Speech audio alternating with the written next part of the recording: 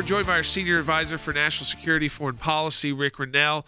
Rick, I want to ask you this right off the bat because we saw this response from the Taliban saying, in a direct response to President Biden and also the UK, saying that if you try to go past August 31st, we're going to say no to get people out of Afghanistan. That is they call it a red line, interesting enough, the Taliban using that language.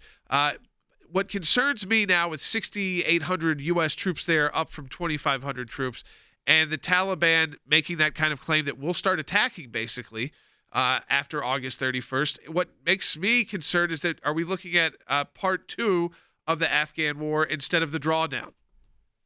Yeah, it's such a great question, Jordan. Look, let's be very clear. On January 20th of this year, we had a very in Afghanistan, we had freedom, and the Afghans were looking forward to creating more freedom.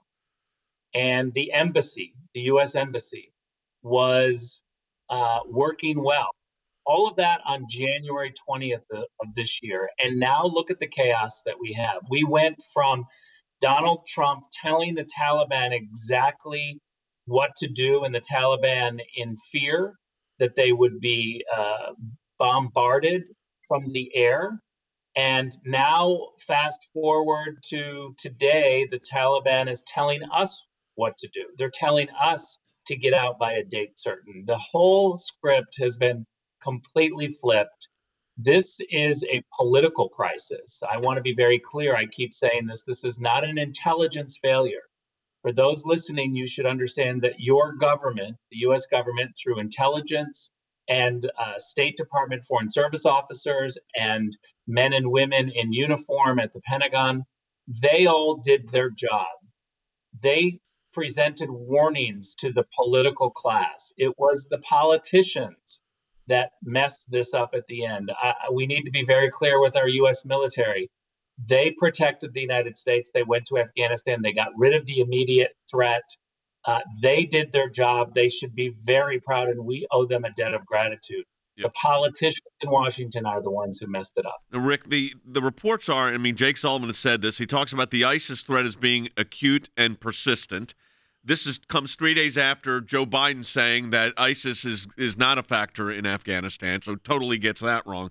Then another troubling report, and I'm not just doing this because it's Christians, because I know that the persecution of what the Taliban's doing to women and other groups is just outrageous. But we're now finding reports coming out of Afghanistan that there are a lot of Christians in Afghanistan, but they have to operate pretty much underground, as you can imagine, as you know firsthand. But now the Taliban is they've got a list because there's these house churches almost like China, and they're going door to door. They're asking for their phones, seeing if there's any kind of Christian content or Bible apps on their phones, and then they destroy these people, kill them. And this is what we're dealing with. And Joe Biden then decides in June to remove and dismantle the critical response unit that when you were in office was right there in the region to prevent exactly that. What are they thinking? Who is advising the administration? It's like you said, it's not intelligence here. It's what? This is a policy move? Well, let's talk about who's advising this administration. Susan Rice is considered to be the domestic policy advisor. We all know that that's phony. She's actually running the foreign policy. But do you know who her two deputies were when she was the national security advisor?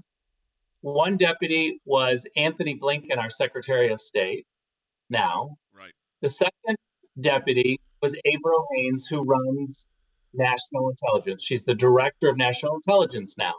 Those were Susan Rice's two deputies. Our national security advisor right now, Jake Sullivan, is the individual who sent Hillary Clinton classified emails on her laptop. This is a group of people that are highly, highly partisan. They gave us Libya disaster in Benghazi. They sat on their hands during Syria when it unfolded into a genocide and ISIS took over. Now they're delivering us Afghanistan. Look, Susan Rice is the one who was Bill Clinton's advisor when the Rwandan genocide unfolded. This is a history of failing up in Washington. That's what happened. You're failing up is the right word, because these people get promoted from the State Department to the White House. I mean, they were the number 2. Now they're the lead person. The thing that I'm you mentioned Benghazi. I think we're seeing Benghazi replayed on a much broader scale, because I mean, we're the United States of America, and the Taliban and Al Qaeda are not fearing us. They are controlling the situation, which is, I wrote a book called The Rise of ISIS. The end of that was we finally defeated them. The caliphate was destroyed when you were in office, and now not only is it reconstituting, it's more dangerous. Yeah. I want to make 2 points that are very important for our audience. One is that when Donald Trump was in office, he wanted our troops home a long time ago. He adjusted the deadline constantly, not because he wanted to, because of facts on the ground, real-time information that forced him to adjust. You can have a goal of bringing our troops home, but you have to pay attention to the information that's coming on the ground. The second point, which is very important, is that yes, the Trump administration spoke with the Taliban consistently. That's not the problem. Speaking to the Taliban is not the problem. The problem is, what does the Taliban hear? They heard when Donald Trump was in office that if they made a move on cities, they would be bombed and that they would face severe military pushback.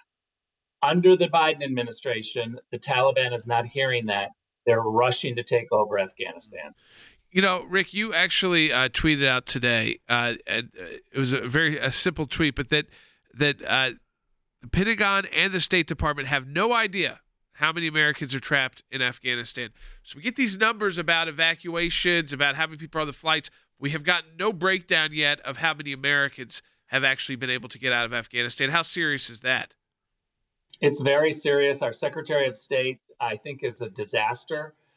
This past weekend, he was talking to, in his words, President Karzai. Now, President Karzai is not the president of Afghanistan. What's scary is I'm wondering, was he speaking to the former president, pretending like maybe he was still the president? Did he not know? Or did he mix up the names? Either way, we have a press corps in Washington that is disinterested in the facts, that are racing to cover up already and move on and talk about, masks and COVID issues. Look, this is relevant to every single person listening, because if Afghanistan becomes a safe haven for the Taliban and for ISIS and Al Qaeda, which is exactly what's going to happen, they will be able to plan future attacks. And that's what we wanted to guard against. That's why we wanted to utilize technology. The Trump administration wanted to utilize technology to push back, maybe bombing from the air or other forms, but we were watching them, and there were conditions on the Taliban that were always going to be met. Rick, as always, we appreciate your comments, your insight into this, always something unique. And folks, we have people on this team like Rick Grenell because of your support for the ACLJ. August, a matching challenge month.